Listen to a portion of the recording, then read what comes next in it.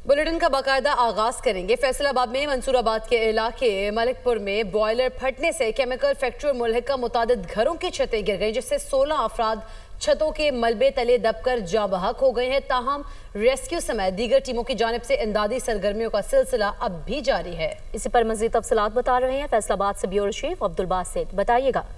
जी बिल्कुल, ये फैसलाबाद में थाना मंसूराबाद का इलाका मलकपुर है, जहां पर ये इंतहाई अफसोसनाक वाक़या आज अलल सुबह पेश आया है, जहां पर ये केमिकल फैक्ट्री में गिलू बनाने का काम रूटीन के मुताबिक जारी था कि इस दौरान बॉयलर फटने से ज़ोरदार धमाका हुआ, जिससे फैक्ट्री बल्कि इससे मुल्हिका मुतअद्दिद घरों की जो छतें हैं वो ज़मीन बोस हो गई और इन घरों में सोए हुए जो अफराद हैं वो मलबे तले दबकर जो है वो 16 अफराद अब तक जो मौत की आगोश में जा चुके हैं, जबकि 7 अफराद के हवाले से बताया जा रहा है कि वो मुख्तलिफ अस्पतालों में उन्हें तिबी इमदाद देते हुए उनकी जान बचाने की कोशिश की जा रही है, जबकि उनकी हालत जो है वो तशवीशनाक बताई जा रही है। इसके अलावा ये भी बताया जा रहा है कि इलाका मकीनों का ये कहना है कि इस इलाके में ये कायम इंडस्ट्री से जो उठने वाला जो केमिकल ज़रा ताफुन और बदबू है उससे भी इलाका मकीनों को मुश्किलात का सामना था। ताहम यहाँ पे अभी अगर रेस्क्यू और इमदादी ऑपरेशंस की अगर बात की जाए तो सिविल डिफेंस, रेस्क्यू 1112, ज़िले इंतज़ामिया और पुलिस समेत दीगर मुतल्लिका इदारे यहाँ पर मौजूद हैं, जिनकी जानिब से सर्च ऑपरेशन किया जा रहा है। इमदादी का सरगर्मियों का सिलसिला यहाँ पे जारी है,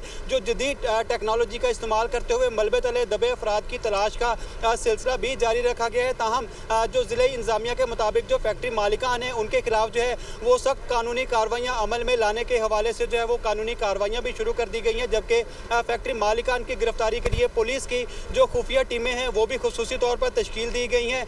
ताहम यहाँ पर जो रेस्क्यू ऑपरेशन जो है वो जारी है, उनके रेस्क्यू ऑपरेशन मुकम्मल होने के बाद तमाम तर जो तफसीलात हैं वो सामने आ सकेंगी कि इस तमाम तर सानिहा में जो जानी नुकसान और इसके अलावा जो माली नुकसान हुआ है उसका तखमीना लागत लगाया जाएगा, उसी के मुताबिक जो है वो FIR का अंदराज किया जाएगा और जो इस फैक्ट्री के जो मालिक हैं तफसीलात जारी हैं। अब्दुल बासित ब्यूरो चीफ फैसलाबाद हमें अपडेट करे थे, बहुत शुक्रिया आपका। वज़ीर आला पंजाब का फैसलाबाद में केमिकल फैक्ट्री में बॉयलर धमाके में कीमती इंसानी जानों के ज़िया पर इजहार अफसोस। मरीम नवाज का सोगवार खानदानों से इजहार हमदर्दी और ताज़ियत। वज़ीर आला मरीम नवाज ने कमिश्नर फैसलाबाद से सानहे की रिपोर्ट तलब कर ली। वज़ीर आला पंजाब का फैसलाबाद में केमिकल फैक्ट्री में बॉयलर धमाके में कीमती इंसानी जानों के ज़िया पर इजहार अफसोस। मरीम नवाज का सोगवार खानदानों से इजहार हमदर्दी और ताज़ियत। बन्नू में अमन कमेटी के दफ्तर पर अस्करियत पसंदों का हमला। फायरिंग में अमन कमेटी के 7 अफराद जाँ बहक, 1 जख्मी। ज़राए के मुताबिक अस्करियत पसंदों ने रात को जलील के दफ्तर पर यह हमला किया। जाँ बहक अफराद में दानिश, कामरान, वलीउल्लाह, सुफियान, मोहम्मद नियाज, नोमान और सुफियान शामिल हैं। वाक़े के बाद इलाका मकीन और पुलिस की नफरी जाए वक़ुआ पर पहुँच गई। बन्नू में अमन कमेटी के दफ्तर पर अस्करियत पसंदों का हमला।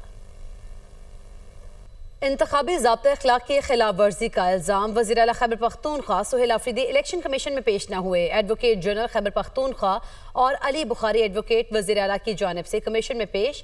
Chief election commissioner Sikandar Sultan Raja की सरबराही में 5 रुकनी कमीशन समाअत कर रहा है। PTI हिमायत याफ्ता उम्मीदवार शहरनाज उमर अयूब भी कमीशन में पेश ना हुई। इसी पर बात करेंगे। वक़ार सैयद हमारे साथ मौजूद हैं। वक़ार, ये बताइएगा समाअत के हवाले से कि समाअत में इस वक्त चल क्या रहा है, और दूसरा ये भी बताइएगा कि सुहेल आफरीदी इलेक्शन कमीशन में पेश क्यों नहीं हुए? जी बिल्कुल, ज़ाब्ता अखलाक की खिलाफ वर्जी पर इलेक्शन कमीशन की जानिब से सुहेल आफरीदी को आज खुद जो है वो तलब किया गया था। ताम जब इलेक्शन कमीशन में समाअत शुरू हुई अब कुछ देर कबल, तो अली बुखारी जो है वो इलेक्शन कमीशन के सामने पेश हुए और उनकी जानिब से कहा गया कि वज़ीर आला खैबर पख्तूनख्वा इस वक्त एक सरकारी मीटिंग में जो है वो शरीक है, लिहाजा उनको हाजिरी से इस्तिस्ना दिया जाए। जिस पर जो मेंबर खैबर पख्तूनख्वा है उनकी जानिब से एतराज़ आयद किया कि आपकी दरख्वास्त में जो है वो वकालतनामा भी अटैच नहीं है।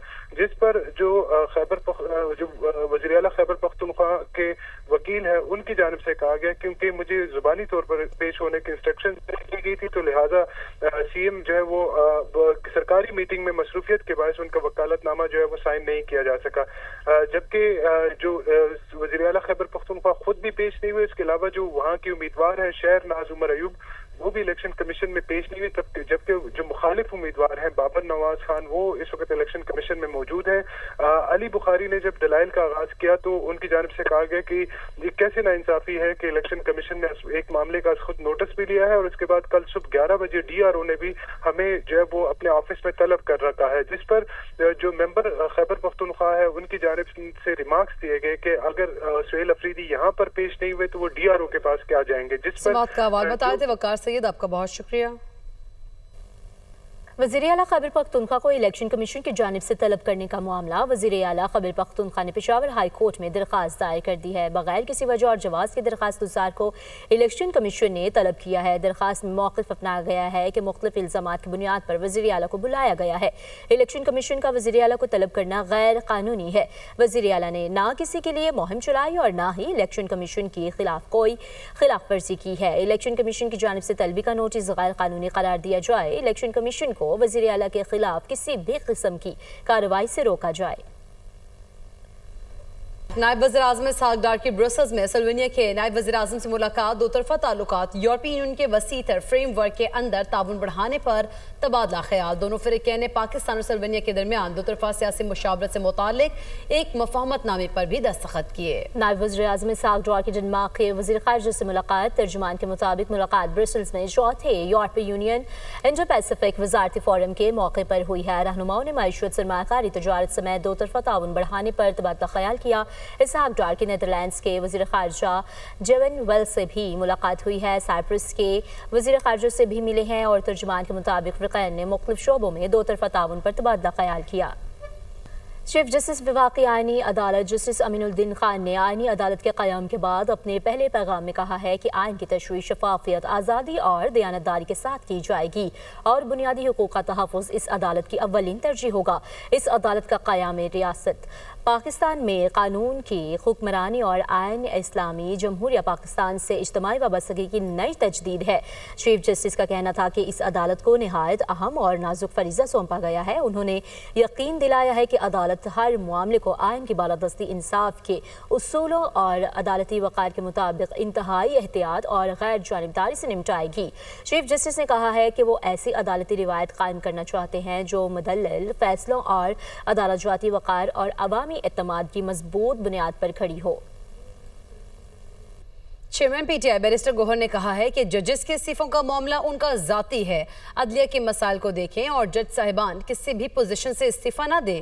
عوامی احتجاج، سیاسی جدوجہد اور چیلنج سے 26ویں اور 27ویں ترمیم ختم ہوگی اور سپریم کورٹ واپس بحال ہوگی۔ عدلیہ میں ضروری اصلاحات ہونی چاہیے۔ عدالت حکم پر بانی پی ٹی آئی سے ملاقاتیں کرائی جانی چاہیے۔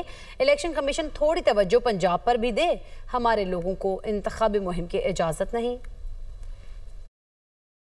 ججز کی ریزگنیشن کا تعلق ہے، یہ ان کا ایک ذاتی مسئلہ ہے، وہ جیسے چاہیں اور جب چاہیں وہ ریزائن کر سکتے ہیں اپنے پوزیشن پہ، but by and large judiciary کے ایشو کو دیکھنا چاہیے۔ میرے اپنا ذاتی رائے یہی ہوگا، ان سے درخواست یہی ہوگی کہ جج صاحبان کسی بھی پوزیشن سے ریزائن نہ کرے، چاہے وہ ہائی کورٹ کے ججز ہیں، چاہے وہ سپریم کورٹ کے ججز ہیں، وہ کنٹینیو کرے اور in due course of time انشاءاللہ the law will prevail۔ جو بھی ہوگا عوامی احتجاج کی وجہ سے، پولیٹیکل اسٹرگل سے یا کنسٹیٹیوشنل چیلنجز سے انشاءاللہ تعالیٰ یہ 26ویں ترمیم 27ویں ترمیم ختم ہوگی اور انشاءاللہ تعالیٰ واپس سپریم کورٹ بحال ہوگا اور سپریم کورٹ جو آئین ہے وہ انشاءاللہ تعالیٰ اپنے اصل صورت میں آئے گا۔ اور عدلیہ میں بائی اینڈ لارج تو ریفارمز کی ضرورت ہے، لیکن ایسے ریفارمز ہونے چاہیے جو پرسن اسپیسیفک نہ ہو، جو ایک پولیٹیکل پارٹی ویژن اسپیسیفک نہ ہو۔